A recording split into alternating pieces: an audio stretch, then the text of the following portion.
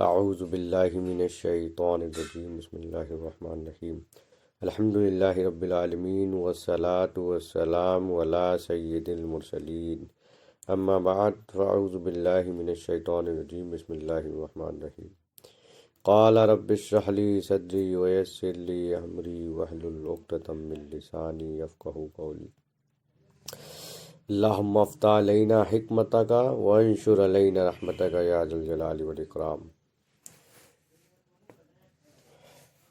آج ہم لوگ جلال خاطر کی 18ویں منزل پڑھیں گے، جس میں حضور غوث اعظم کے خطبات موجود ہیں۔ 18ویں منزل: اے لوگو، اپنے رب عز و جل کی عبادت میں ٹھہراؤ مانگو، اس واسطے کہ اس نے اپنے سامنے ادب سے کھڑے ہونے والوں کی تعریف کی ہے۔ نبی کریم صلی اللہ تعالی علیہ وآلہ وسلم سے مروی ہے، آپ نے فرمایا کہ جب بھی بندے کا قیام اس کی نماز میں اس کے رب عز و جل کے سامنے طویل ہو جاتا ہے، بندے کا قیام رب عز و جل کے سامنے طویل ہو جاتا ہے، اس کے گناہ اس طرح جھڑتے ہیں جس طرح سخت آندھی کے دن خشک پتے جھڑتے ہیں۔ اور جب بندہ اپنے رب عز و جل کی اطاعت میں سچا ہو جاتا ہے اور اس کے ظاہر اور باطن سے اس کے گناہ جھڑتے ہیں اور روشنی ہوتی ہے اور اس کا دل روشن ہو جاتا ہے اور باطن پاک ہو جاتا ہے۔ صحیح بنو، فصیح بنو، اپنی خلوت میں صحیح ہو جاؤ اور اپنی جلوت میں فصیح ہو جاؤ۔ جب تم دنیا میں صحیح ہوگے تو آخرت میں بھی صحیح ہوگے اور اپنے اللہ تعالیٰ کے سامنے گفتگو میں فصیح ہو۔ شفاعت کرو، تمہاری شفاعت کے ساتھ اپنی مخلوق میں سے جس کی چاہے گا اپنی اجازت اور اپنے حکم سے اس کی شفاعت فرمائے گا۔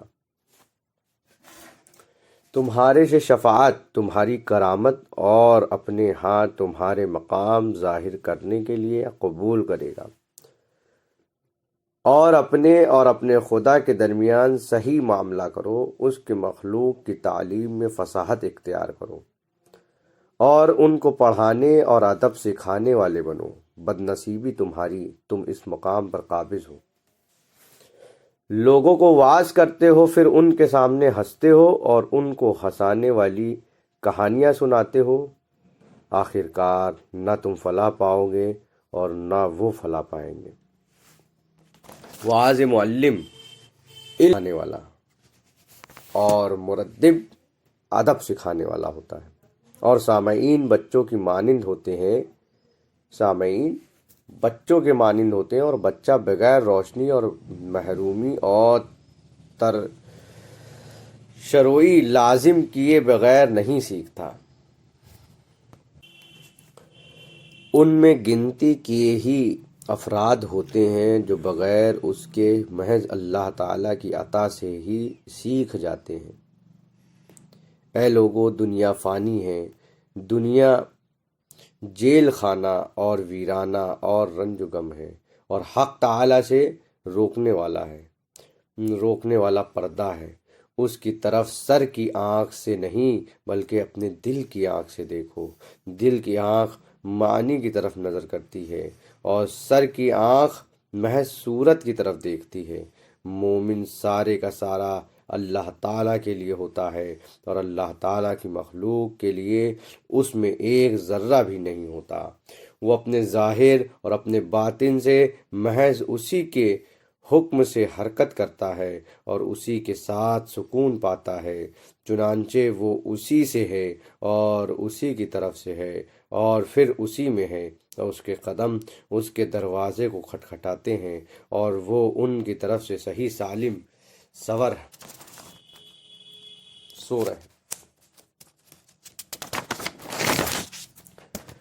رہے ہوتے ہیں اور وہ اس کی خدمت میں کھڑا ہوتا ہے۔ تم نے اپنا شغل تنگی و پریشانی اپنے حصے حاصل کرنا اور ان پر حرص کرنا بنا لیا ہے۔ تم نے موت اور اس کے بعد کی چیزوں کو بھلا دیا ہے۔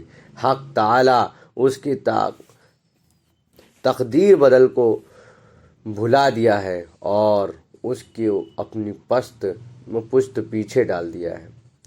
اس سے تم نے روگردانی کی ہے، دنیا، مخلوق اور اسباب پر کھڑے ہو گئے ہو۔ تم میں سے اکثر روپیے اور پیسے کو پوجا کرتے ہیں اور تم خالق و رزاق کی عبادت کو چھوڑ دیتے ہو۔ یہ سب مصیبتیں تمہارے اپنی نفوس کی طرف ہیں، چنانچہ تمہیں لازم ہے ان کو مجاہدات کی تقید میں بند کرو اور ان کے مزوں کی چیز روک کر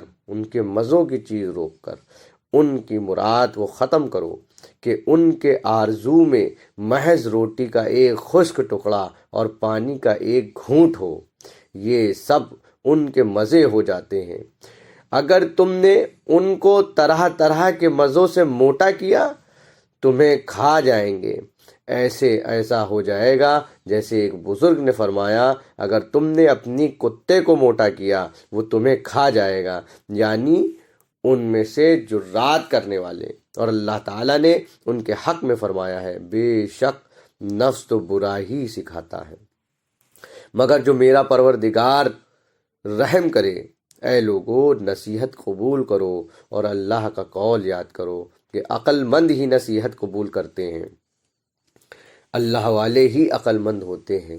جنہوں نے دنیا سے عقل برتی تو انہوں نے اس کو چھوڑ دیا، پھر آخرت کے کام کی عقل لی اور اس میں لگ گئے، یہاں تک کہ ان کے لیے درخت اگ گئے اور پانی نہریں بہہ گئیں، اور جاگتے اور سوتے آخرت پر ہی جمے رہے۔